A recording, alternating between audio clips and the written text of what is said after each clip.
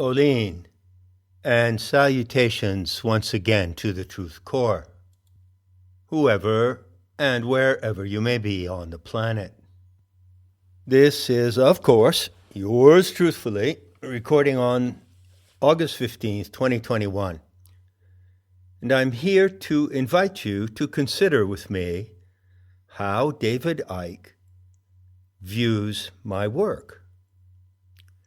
So to begin, I'm going to say something about professional etiquette. So when an author writes a book that requires research and citations from other authors, it is normal to name the authors cited, whether they are quoted verbatim especially, or whether there is some reference from the work of the author which is not original to the writer who is citing the author. And of course, I've done this many times in the books that I've written. There are, I think, 240 footnotes in Not in His Image? Professional etiquette requires that quoting someone, you name who you're quoting. If you repeat their words verbatim, you cite them so that the reader does not think that the words you are writing are original to you. And likewise, even if you refer to someone, for instance, if I'm reading a book on Mithraism by Franz Cumont, and he proposes a certain viewpoint on the subject, or he offers an insight, and I repeat that in my writing, then I refer to the author or scholar who originally stated the insight or proposition that I develop. And I make it clear that I am drawing from the work of someone else. Likewise, in speaking, public speaking, or recorded speaking on the internet, the same thing applies. Professional etiquette, if you choose to follow it, obligates you to name someone that you are citing as you speak. Failure to do so misleads the reader or the listener. It puts them in a position of assuming that what you say is original to yourself, when in fact it's drawn from another source. Here are a couple of examples. As far as I know, it's fair to say that I am the main agent who introduced the term archon into open discourse on the internet. I brought it through the Overton window and presented it to the world back in 2002 on metahistory.org. And since then, I have spoken and written a considerable amount of material about the archons, always keeping, according to my discipline, within the frame of the Gnostic narrative of Sophia. So I've told the story of the archons many times, and I have identified the archons in one respect with the so-called gray aliens, and I have elaborated on the motivation and operations of the archons with reference to ET UFO phenomena, and I've done it extensively. But I was not the first individual to make that connection. When I was in London in summer of 1999, I was heading back to Belgium, and I went by Piccadilly Circus, as I often did, and went to Hatcher's bookstore and perused some books to buy and bring back with me to Belgium. One of those books was The Song of the Greys by Nigel Kerner. This book came out in 1999, and apparently it's a rather rare item these days. If you want to use paperback of it, you have to pay $978 on Amazon. Well, in that book, Corneille cited certain Gnostic texts. He didn't cite them extensively as I do, but he referred to the Nag Hammadi writings, and he made the link between gray ETs and the archons described in those Gnostic materials.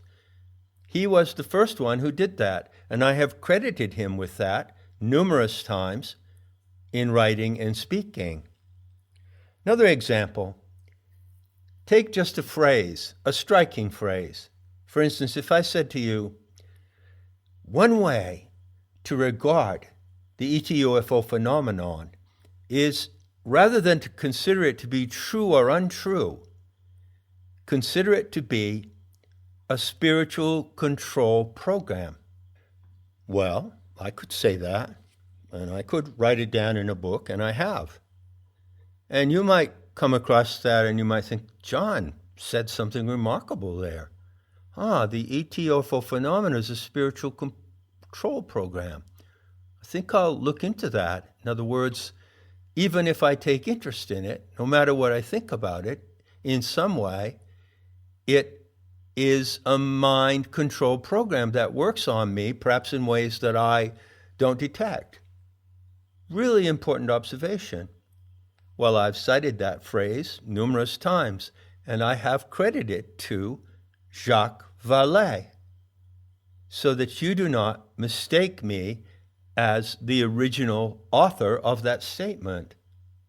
Another example is the phrase, a kind of messianic science fiction. So if I'm talking to you about the Dead Sea Scrolls, and I say, well, in the view of the 20th or 21st century, when we look at the Dead Sea Scrolls, particularly at certain passages, say, in the so-called Thanksgiving hymns, it appears as if those scrolls describe something you could call a kind of messianic science fiction. Now, again, this is a striking phrase, which I've quoted, but in doing so, I attribute it to someone else, so that you know that it is not originally my language. And I would do that if I used it in speaking or writing. That's professional etiquette. Now, the trick about professional etiquette is, you know if someone, a writer or speaker, is applying it, but you don't know if they're not. So someone could say something on a YouTube talk that could actually be taken from someone else, and they would pass it off as if it were their own words, their own idea, uniquely the fruit of their own studies and research. And that is dishonest in my mind, in my view. Now, I don't make the rules for anyone. And at the end of the day, I really don't care whether someone observes the rules of professional etiquette or not. But when it comes to Gnostic intel, I do have some skin in the game. So I'm going to make an observation about some things that David Icke has said and written. For the purposes of background or context in this talk, I'm providing a link to an excerpt from David Icke, which is found on a YouTube channel called Johnny Bigger. And this channel, whoever runs this channel, tends to extract things from David Icke's talks and put them on as the voiceover to a montage which he presents. So there is a link to a recent upload by Johnny Bigger. And in this upload, David Icke talks about the archons, as he often does. In fact, some of you may be aware that some years ago, when Icke was doing his world tour, He gave a 6 or 7 hour talk at Wembley Auditorium. And in the course of that talk, he devoted, I think, almost a full half hour to Nag Hammadi, the Gnostics, and the archons. And in the course of that talk, where he cited materials and texts by name, which I have also cited extensively in Not in His Image and elsewhere, he continually uses the phrase, the Gnostics said. But in fact, that is not accurate. Almost all of what he says in those 20-25 minutes is not what the Gnostics said exactly, but it's exactly what I said that the Gnostics said. And there is a difference. To make this difference clear, let me tell you this. To some extent in my writings and talks, I have attempted to say accurately what the Gnostics said based on actual passages which you can find and cite. So I quote them verbatim, and I always cite the passage that I'm using.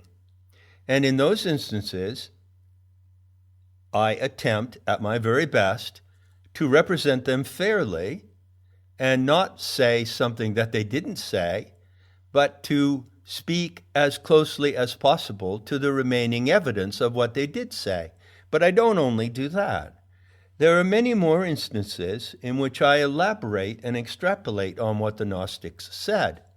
And in those cases, you would be wrong if you thought that you could go back into the surviving ancient materials and find verbatim what I say, because I am, in fact, developing and elaborating according to my view, my rendering of the Gnostic intel.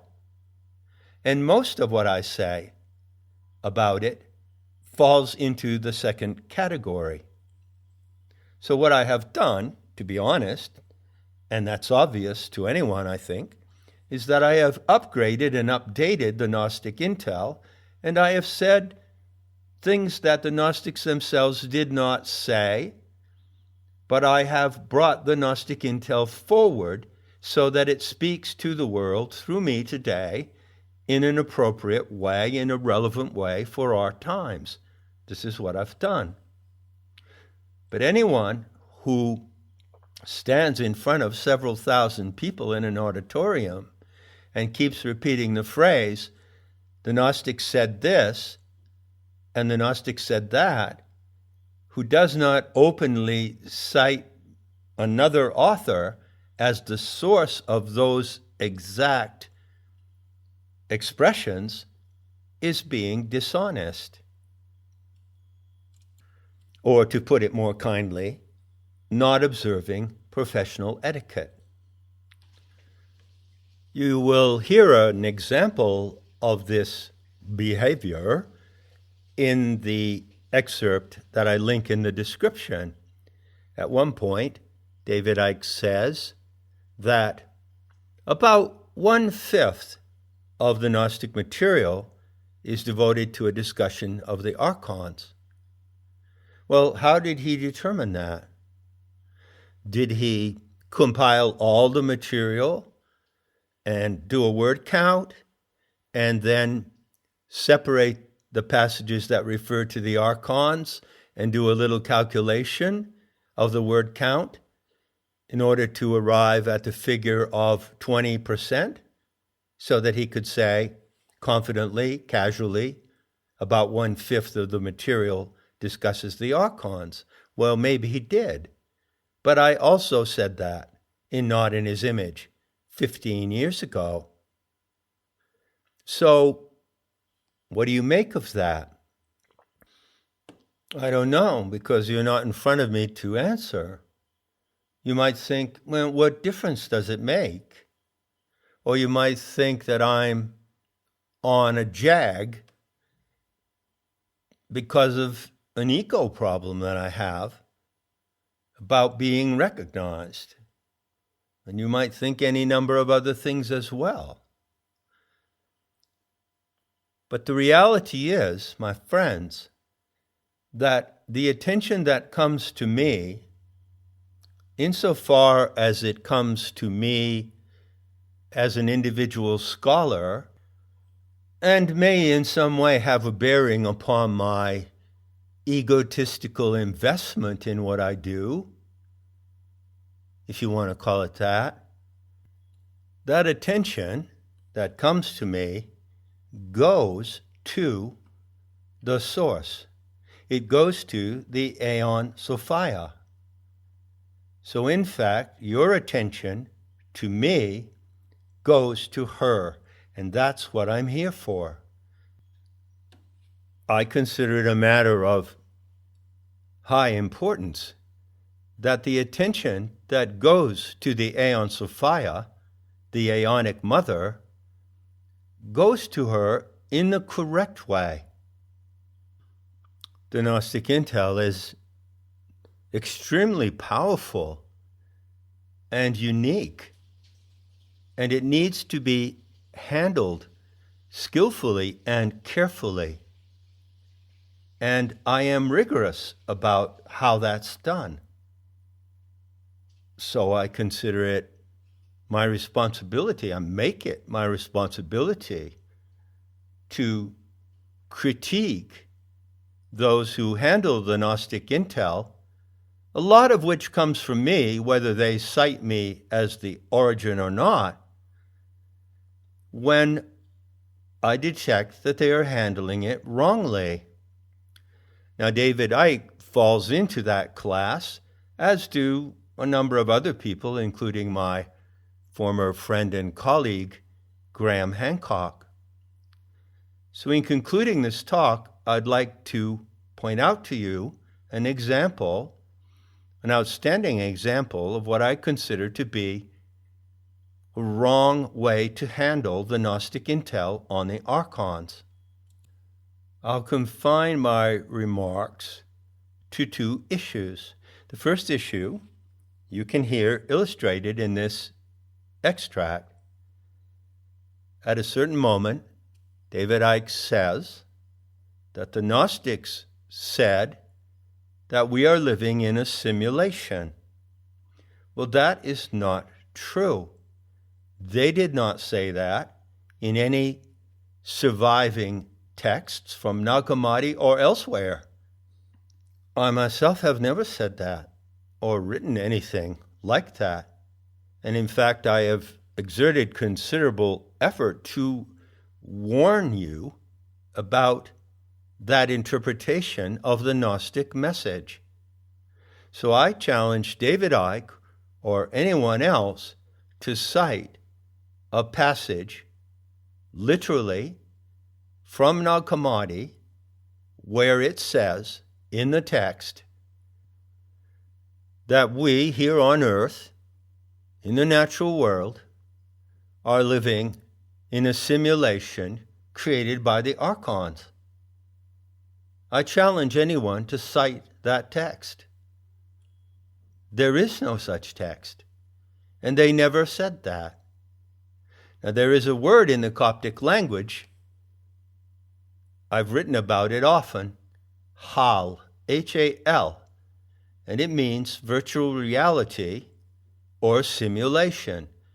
You could say the exact literal translation is the power of simulation. And the archons do have that power, but they cannot and did not ever apply it to produce a complete simulation of the natural world. The natural world in which you live, the earth upon which you stand, the total environment, the air you breathe, the sun, the moon, and the stars are not an archontic simulation. And it is wrong to say or to imply that they are. Here again, on this point, I have the opportunity to demonstrate professional etiquette. One of the authors that I cite in Not in His Image, and I think maybe not in His Image, but certainly on the writings of metahistory.org, which are now found on Nemata, I cite a man called Stephan Hurler. And he is a Gnostic teacher who lived in Los Angeles. He had a school on Los Feliz Avenue, not far from Manly Palmer Hall's big library and study center. And I used to go there often. And I actually met Stephan Hurler, Hoeller, at his house somewhere out in Laguna Beach. I don't know. So I know the man. And in a book that he wrote on Gnosticism, he made a really important point. He said that if you look closely at the texts, at the original source materials, you'll find that the Gnostics made a distinction, sharp distinction, between Gaia, or Gay in Greek, which converts into Kaz in Coptic, K-A-Z, which is Earth, the environment of the Earth, the biosphere, and cosmos. So Kaz, the Earth, and cosmos are not the same. And they use the word cosmos to refer to archontic simulation. I maintain that the best translation, most accurate translation of the word cosmos in this particular context, with this particular Gnostic spin, is system. So the earth is the earth. It's real. It's totally real. It's not an illusion. It's not a simulation. It is the living body of the Aeon Sophia, as the Gnostic narrative explains. But simultaneously, living upon the earth, human animals also face the risk of being entrained and entrapped in a system, the system of archontic simulation. The earth is not a simulation, but the archons attempt to impose a simulation upon the earth. They attempt to impose their version of reality upon the material, sensory, perceptible world. So you could say that they warned that we are living in two worlds at once. One is real and genuine, the biosphere of the earth, and the other is an archontic trap, a matrix.